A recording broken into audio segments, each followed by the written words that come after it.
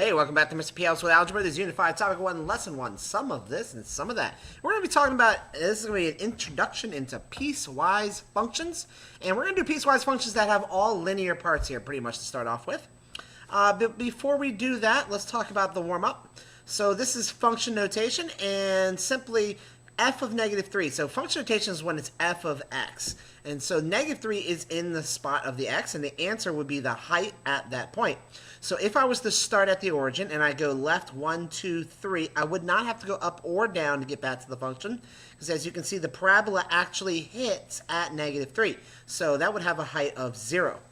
At f of negative 2, 1, 2, down 1, 2, 3, 4. So the negative 4. So basically all you're really doing is counting how high is the function at that domain. So if 0 is the domain, what's the range? F of 0 is negative 1, 2, 3, 4, 5, 6. And f of 2, go right 2. You don't have to go up or down, so that's going to be 0. All right, g of 0. So g of 0 down 1, 2.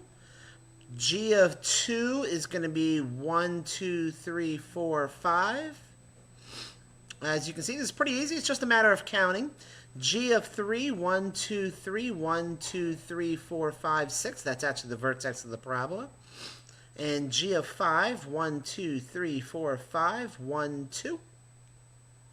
All right, so this one we have a piecewise function. So we have three pieces. We got a linear piece here, a segment in the middle, and another linear piece. H of negative 4, 1, 2, 3, 4 is negative 1. H of 0 is 3. H of 2 is also 3. And H of 4, 1, 2, 3, 4, 1, 2, 3, 4, 5. All right, last but not least, we got a function. This is the kind of function that you're not going to probably see a whole lot of in algebra. It's a linear piece with a parabola piece. You can see that's the minimum of the vertex. And notice that the left side has a bigger domain than the right side. That's okay. That's just the way it is. And then you've got another linear piece here. All right, so r of negative 3, 1, 2, 3. It's not going to make this any more difficult, is 2. R of negative 1 is 1. R of 0 is 0 because it does hit at the origin. And R is 5. R of 5, 1, 2, 3, 4, 5, 1, 2. R of 5 is 2. All right, notice that the way I'm saying them. I just want to point that out as well. It's function notation, so it's f of x. Now you notice I'm saying f of negative 3 is equal to is 0. Now you don't have to say is equal to. We usually just say is. All right, so the homework. Isaac lives 3 miles away from his school. School ended at 3 p.m.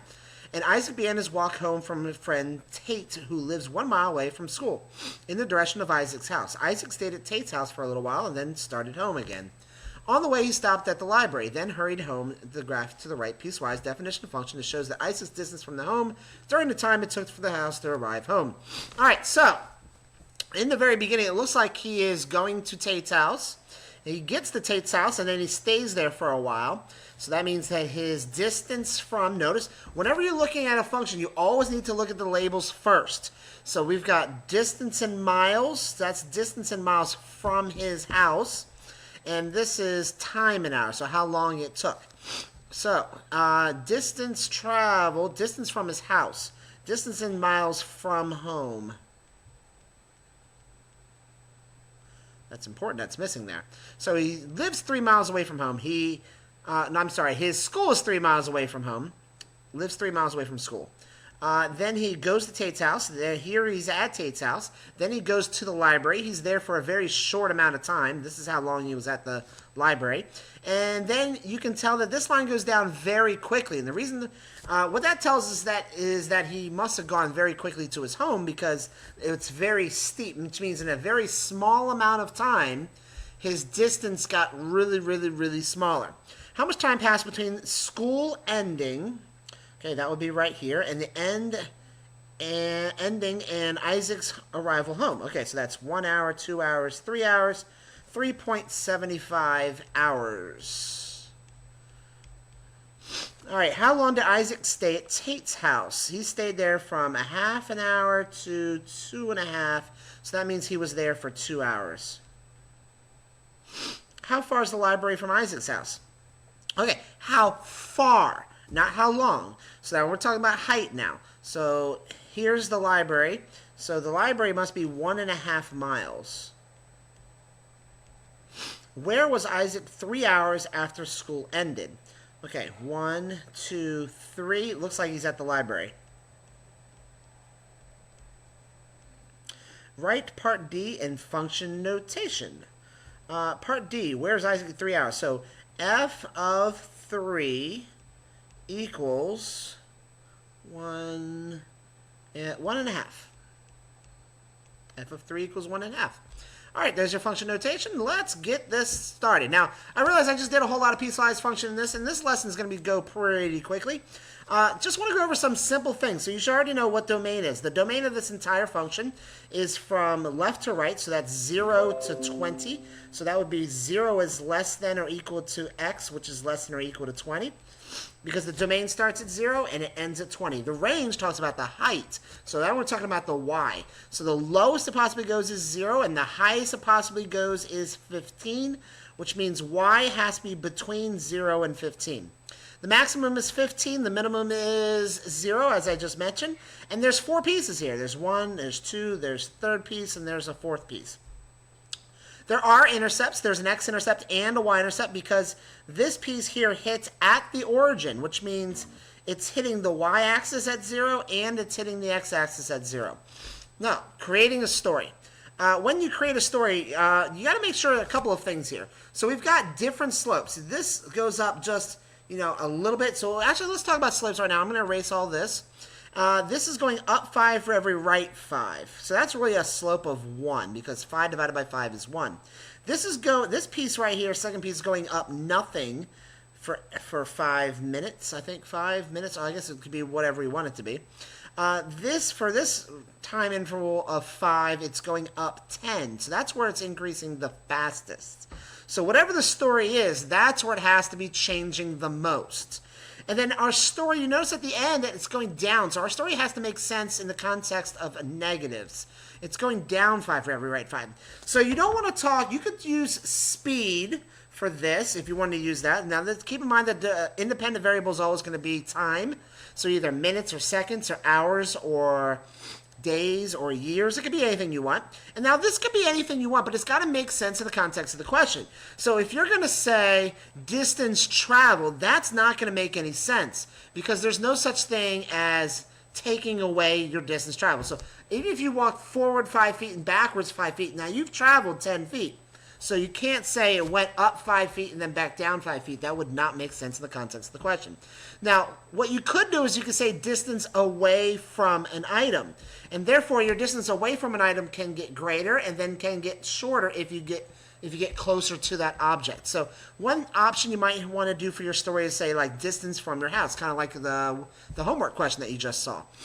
Then it would make sense. You could say that this is walking away from your house. Then you stayed and played somewhere. Played kickball. I mean, you could make the story whatever you want. And then you and your friends decide to run to the park. And I say run because this is increasing very rapidly. And then you start walking back towards your house to your friend's house. And your friend's house must be closer to your house, and that's the reason why it's decreasing. So there's a possible way that you could write the story. Now, one last thing I want to do in this video before it's over is I want to show you how to write a piecewise function. So let's call this function f of x. F of x is equal to a set of, so this is set notation, so we're going to write a bunch of pieces. Now remember the slope of this was 5 over 5, which is 1x. So this is 1x. Now keep in mind that's a linear piece, so that's y equals mx plus b. M is the slope. 5 over 5 is 1. The slope here was 0, so that's 0x. Keep in mind you don't really have to put 0x because 0 times anything is still 0. It's kind of not necessary. 10 over 5 is 2x. And we're just doing the slopes of each of these pieces. And the last one was negative 5 over 5, which is negative 1x. Okay, so we've identified all the slopes of all of the pieces. Now, the tougher part is going to be finding the y-intercepts. Now, the first one's very easy because this piece hits the y-axis at 0. So that's 1x plus 0, comma. The second piece, if we extended it, it would hit the y-axis at 5. That's also fairly easy, comma. All right, so this is 0x plus 5, and this is 1x plus 0. Now 2x. If I continued this same slope, it's got a height of 5 right here. But if I went down 10 again, okay, and left 5, I would be at negative 5. And if I did that again, because I want to get to the y-axis, and the y-axis is all the way over here, if I go down 10 again from negative 5, now I'm at negative 15. So the y-intercept for this equation would be negative 15, comma. Now this one's also going to be kind of difficult because it's kind of hard to extend this until you hit the y-axis. So I'm going to do it a different way. I'm going to go up 5, left 5. Up 5 puts me at 20, left 5. Up 5 puts me at 25, left 5. Up 5 again puts me at 30, left 5, and now I'm on the y-axis. So this is going to be plus 30, comma. Now the only thing I have left to do is write the domains for each piece, because each piece is a segment, which means its domain is limited both on the bottom and on the top. So this first piece is a domain of 0 to 5. It ends at 5. So this is only true if x is between 0 and 5. Now it can be equal to 5 because the answer to this equation should be the same as this at 5. 5 times 0 is 0, plus 5 is 10, and 5 times this one should also be equal. We'll get to that later on. The second piece, let's see, this piece has a domain of 5 to 10. So 5 is less than or equal to x, which is less than or equal to 10. The next piece is from 10 to 15. And then the last piece is from 15 to 20. And there you go. So there's your piecewise function. So this is the slope during this time. This is the slope during this time. This and this and this and this. Okay, so there's 4 different slopes or equations of the linear line, but it only occurs during that segment. All right, thanks again for watching. Please give it a like to help you understand something about piecewise functions, and please get subscribe if you haven't done so already. Thanks again for watching. Have a great day.